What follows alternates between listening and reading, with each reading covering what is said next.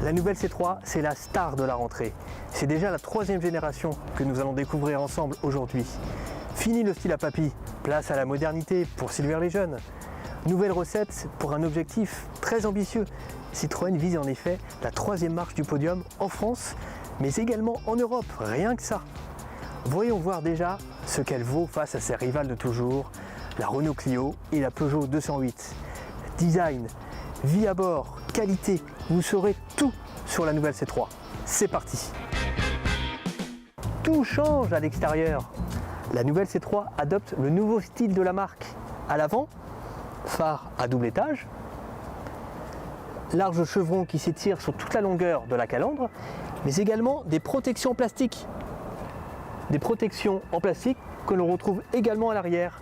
Ces protections de carrosserie font clairement référence à l'univers très tendance des SUV. Également une nouvelle signature lumineuse avec des feux arrière à LED.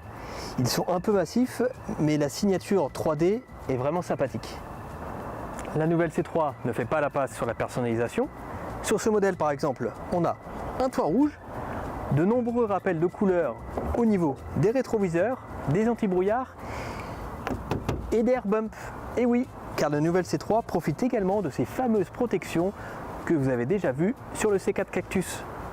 À côté, la 208 et la Clio font nettement moins originales que la C3. Le style est plus classique, les lignes plus tendues, malgré les restillages récents.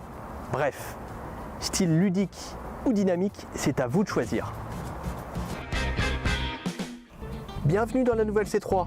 À bord, la première impression est vraiment positive. La position de conduite est bonne, les sièges sont confortables, il y a de nombreux rangements et en plus, il y a même une fixation isofix pour installer un siège bébé sur la place avant, ce que n'offrent pas ces deux autres rivales. La planche de bord est traitée à l'horizontale, tout est symétrique. On remarque immédiatement cet écran tactile de 7 pouces. Il est implanté un peu bas et c'est bien dommage car c'est lui qui contrôle toutes les fonctionnalités de la voiture. La ventilation, le GPS ou encore la radio. Il y a aussi des gadgets inexistants chez ces deux rivales. Cette petite caméra par exemple permet de filmer la route. Vous appuyez sur le bouton et vous démarrez l'enregistrement. Les images peuvent ensuite être diffusées sur les réseaux sociaux. Ça, les jeunes vont kiffer, c'est sûr. Bref, Citroën a tout bon. Tout bon, sauf sur le plan de la qualité perçue.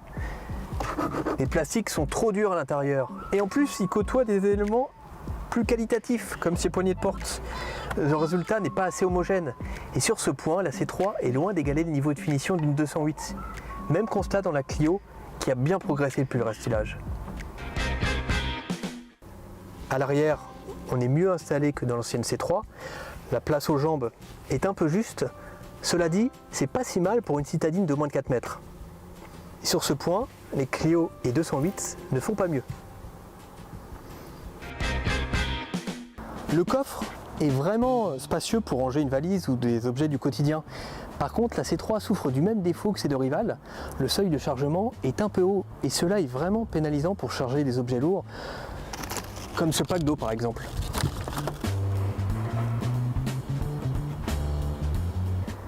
La modularité est très basique dans la C3. On peut par exemple rabattre la banquette arrière pour gagner un peu plus d'espace. Par contre, il n'y a pas de plancher plat par exemple. C'est également le cas dans la Clio et les 208. Mais bon, c'est pas forcément un point faible sur le segment des citadines. La C3 reprend les moteurs de la 208. Normal, les deux voitures sont issues du même groupe. D'ailleurs, elles partagent la même plateforme. Par contre, il y a moins de chevaux sous le capot de la C3. 100 chevaux maxi en diesel contre 120 pour la 208. Même la Clio propose un diesel de 110 chevaux depuis son restylage. En essence, le moteur le plus puissant de la C3 offre 110 chevaux. Il y en a plus de 160 dans la 208. Et encore, je ne vous parle pas des versions RS et GTI qui affichent plus de 200 chevaux. La C3 n'aura même pas de version sportive. Cette nouvelle C3 est une bonne surprise. Nous, elle nous a bien plu pour son côté ludique et on est persuadé qu'elle a de sérieux atouts pour plaire aux jeunes, à condition que les prix ne soient pas trop élevés. car la personnalisation, ça coûte cher. Par exemple, le toit rouge ou les air bumps seront réservés uniquement à la version haut de gamme. Reste maintenant à savoir ce qu'elle vaut sur la route. Rendez-vous prochainement sur largus.fr pour les premiers essais de cette nouvelle C3.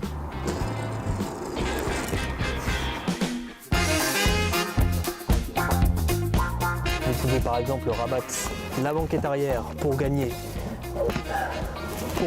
un peu plus d'espace. Putain, attends, cette ceinture me fait chier.